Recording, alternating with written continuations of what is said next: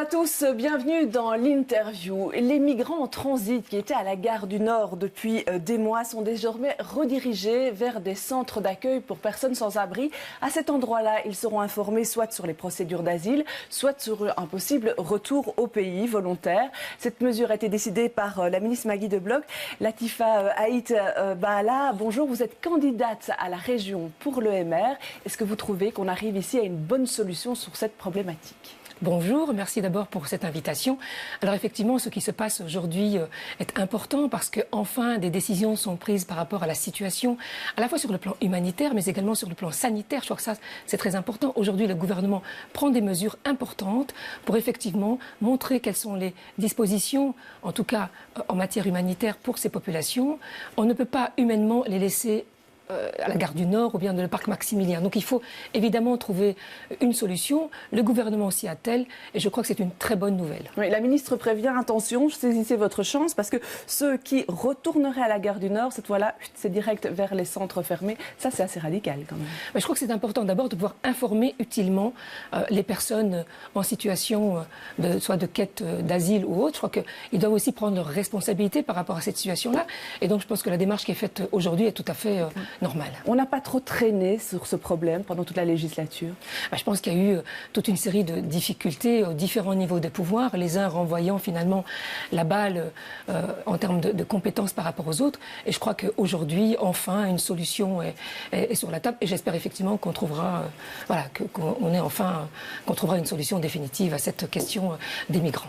Alors, Latifa Aït Baala, on ne vous connaît pas encore très très bien au niveau bruxellois. Vous avez été 2 fois candidate pour les élections européennes. Vous avez été conseillère politique au Parlement européen, scarbécoise depuis 15 ans, mais c'est à la ville de Bruxelles que vous êtes présentée au mois d'octobre. Vous n'avez pas été élue. Et puis vous voilà à la région. Alors, comment est-ce qu'on arrive à la région après un parcours comme ça? C'est quoi qui vous motive? Écoutez, d'abord, c'est vrai que j'ai un parcours particulier puisque moi j'ai d'abord commencé à l'international, au niveau européen, et petit à petit, je pense que quand on vit quelque part, il faut évidemment s'intéresser à la vie de la cité. Aujourd'hui, se présentent 3 échéances électorales, l'Europe, le fédéral, la région. J'ai choisi la région parce que j'habite dans cette région depuis plus de 25 ans et j'ai véritablement envie d'y apporter ma pierre à l'édifice en tant que citoyenne des diversités. Voilà. Alors, sur votre site, vous posez une question. 70 ans après l'obtention du droit de vote, où en sont les femmes sur la scène politique? Alors quoi, ça veut donner vraiment le ton de votre campagne? C'est un des axes évidemment fondamentaux de ma campagne pour la simple bonne raison que je suis évidemment une féministe convaincue et je suis vraiment déterminée à faire en sorte que la participation à la fois politique mais également dans toutes les autres sphères de la vie, que les femmes puissent enfin prendre leur place. Bien évidemment, la Belgique a pris toute une série de dispositions qui permettent évidemment aux femmes d'avoir une assise sur le plan politique, mais je pense que ce n'est pas suffisant. Il n'y a pas de parité. Il suffit de regarder, évidemment, dans les différents gouvernements, la place des femmes est encore relativement minoritaire. Oui, au niveau des différentes listes, que ce soit à l'Europe, au fédéral ou bien à la région. Moi, je suis à la région et donc je suis très fière d'avoir aujourd'hui comme tête de liste une femme, Françoise Keppmans. Mais c'est un combat de chaque instant et au quotidien. Ouais. La question des genres, quand on parcourt par exemple le programme électoral de votre parti, elle ne saute pas vraiment aux yeux. Hein. Ce n'est pas quelque chose qui est poussé en avant. Alors, évidemment, ce n'est peut-être pas une question qui fait partie, je dirais, du core business d'un parti politique, puisqu'on part du principe, et c'est peut-être parfois dommage, qu'on est dans un état de droit où le principe d'égalité homme-femme est acquis. En réalité, on se rend compte qu'il y a encore énormément de domaines où il faut évidemment apporter de nombreuses corrections. Ouais. Alors, l'EMR, on va vous demander pourquoi ce parti, parce qu'en fait, ça fait une vingtaine d'années que vous y militez, que vous y êtes active. Et vous me disiez, ce qui m'a séduit, c'est le discours de Daniel Ducarme sur l'intégration. Alors, nous, on se souvient, l'intégration, c'est un échec. C'est ça qu'on avait Absolument. retenu. Oui, effectivement, j'ai eu un parcours privilégié, peut-être, je dirais. Moi, je suis une libérale convaincue. En arrivant à Bruxelles, c'est vrai que j'ai constaté qu'il y a, dans certains quartiers, je dirais, des quartiers qui sont à forte composition ethnique, étrangère, et on se rend compte qu'il y a un cloisonnement. Et lorsque, effectivement, à ce moment-là, j'avais entendu Daniel Ducarme qui parlait des politiques publiques en matière d'intégration sont un échec, moi j'avais été séduite par ce discours, parce que, effectivement, ça correspondait parfaitement à ce que je pensais par rapport à cette situation-là. Et je tiens aussi à lui rendre hommage aujourd'hui, puisque, comme chacun le sait, il nous a quittés. Ouais. Et pour vous, des politiques d'intégration réussies, c'est quoi alors ? Des politiques d'intégration réussies, c'est tout simplement prendre part à la cité, à la chose publique, dans toutes ses dimensions. Je pense que, comme je vous le disais tout à l'heure, aujourd'hui, je pense qu'il y aura vraiment, sur le plan politique par exemple, une réelle intégration lorsque vous trouverez des gens des différentes diversités dans l'ensemble des partis politiques. Ce n'est pas le cas aujourd'hui. Donc voilà, moi je crois que ça c'est vraiment... il faut être un citoyen à part entière et pas un citoyen entièrement à part. Alors, quand on regarde la liste du MR à la région, on vous trouve... vous êtes à la 12e place, c'est quand même assez loin, mais vous êtes la première candidate issue de la diversité de la liste. Quand on regarde sur votre page Facebook, on voit que vous soutenez 3 autres femmes de couleur qui sont à la 49e, 59e, 63e place. C'est pas très bien placé tout ça.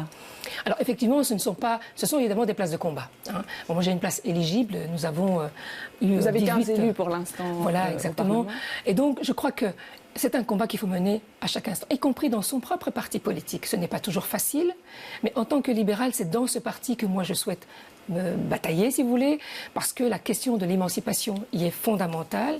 Et je crois que petit à petit, évidemment, vous aurez probablement l'opportunité de voir d'autres visages des diversités dans un avenir proche. Ouais. On se souvient d'Assita Kanko qui a claqué la porte du MR parce qu'elle s'y trouvait pas assez reconnue. Vous vous sentez reconnue dans ce parti ? Il y a évidemment une part de reconnaissance, mais je crois qu'il y a aussi une part d'investissement personnel. Je crois qu'il faut, lorsqu'on milite dans un parti, il y a ces 2 volets-là. La reconnaissance des membres du parti, et puis il y a ce que vous apportez également au parti. Mais également, un point fondamental, c'est la reconnaissance aussi par rapport à l'extérieur, c'est-à-dire que l'électeur aujourd'hui doit aussi pouvoir avantager ces personnes des diversités qui aujourd'hui osent franchir le pas et se présenter parfois sur des listes qui ne sont pas toujours évidentes. Alors, Simeon Ndiaye, qui est 21e sur la liste du MR, avait aussi un discours assez dur par rapport à son parti, en disant que le MR bruxellois est conservateur sur la question des diversités, que c'est une erreur. Et puis il disait, on se focalise trop sur les problèmes liés finalement à la diversité et pas tellement sur les thématiques positives. Vous avez aussi cette impression? Alors, comme je disais tout à l'heure, je crois qu'il y a une chose qui est importante. Hein. La région Bruxelles-Capitale, c'est la 2e région la plus cosmopolite au monde, 180 nationalités. Alors, sur une liste, on ne peut pas mettre 180 personnes d'horizons différents. Néanmoins, il est vrai qu'il y a des communautés qui sont importantes et on doit pouvoir retrouver sur ces listes des représentants aussi de ces différentes communautés parce qu'on sait bien que l'électorat a besoin de se reconnaître dans certains visages. Et ça, c'est important. Et je pense que par rapport à cela, le MR doit aussi faire un petit effort. Quand vous êtes sur le terrain, sur la campagne, dans les marchés, tout ça, sur quoi est-ce qu'on vous interpelle en premier? Alors évidemment, tout dépend du quartier. Tout dépend du quartier. Hier, j'étais à Molenbeek. Évidemment, la première question qui a fait l'objet d'interpellations, et de plusieurs interpellations d'ailleurs, c'était la question de l'abattage rituel. Alors évidemment, je pense qu'il y a énormément de désinformation par rapport à cette question-là. Je pense que les citoyens de confession musulmane et de confession juive en particulier, puisque d'autres aussi communautés sont également intéressées par cette question aussi, n'ont pas toujours l'information. Alors il s'avère qu'aujourd'hui, on est en campagne et donc il y a des crispations identitaires par rapport à cette problématique-là en particulier. Et moi, je leur dis, mais enfin, il y a tellement d'autres sujets qui devraient évidemment intéresser les citoyens. La place que nous avons dans cette société, la question du logement, la question du vivre ensemble, la question du travail, la question de l'enseignement, ce sont autant de préoccupations qui font finalement que nous sommes des citoyens à part entière. Ouais, quand vous voyez l'affaire du tract d'Écolo, Écolo qui avait distribué un tract qui reprenait un classement des partis sur 4 questions religieuses, finalement ça leur a valu d'être accusés de pratiques communautaristes. Alors je vous proposais 3 propositions de réponse. Pour vous, cette distribution de tracts, c'était A, une petite gaffe, B, un dérapage important, C, je ne vois pas le souci. Une petite gaffe? Une petite gaffe. Un dérapage important? C'est un grand écart. Un dérapage important, d'abord parce que je crois que certains partis politiques, et là, en l'occurrence, il y a une hypocrisie. Une hypocrisie parce que chacun sait évidemment que Écolo en Wallonie, évidemment, a voté contre, en tout cas pour l'étourdissement, en tout cas pour ce qui est de l'abattage rituel. Aujourd'hui, on est en campagne électorale et on drague des communautés religieuses, et en particulier ici dans ce tract, c'était clairement la communauté musulmane. Alors, ce double discours, je crois qu'à un moment donné, il faut arrêter. Il faut arrêter. Alors, naturellement, la Wallonie, ce n'est pas la région de Bruxelles-Capitale.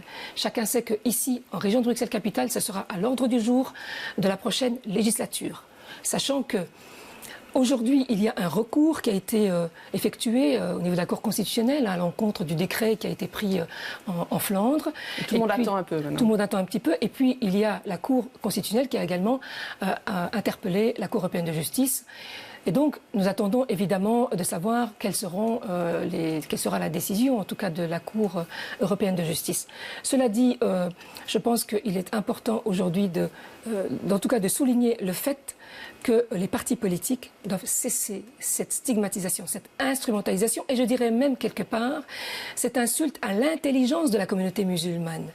Parce qu'il n'est pas normal de tenir dans les enceintes parlementaires des positions et puis venir en défendre d'autres auprès des communautés. Je crois que là, il y a vraiment un problème au sein de certains partis politiques. Vous avez constaté ça sur le terrain? Je l'ai constaté sur le terrain. Pendant la campagne? Absolument. Bien, je vous remercie d'être venu sur ce plateau. Je vous remercie de nous avoir suivis. Demain, les invités dans les experts seront Michael Verboweden et Els Amp. Bon week-end à tous.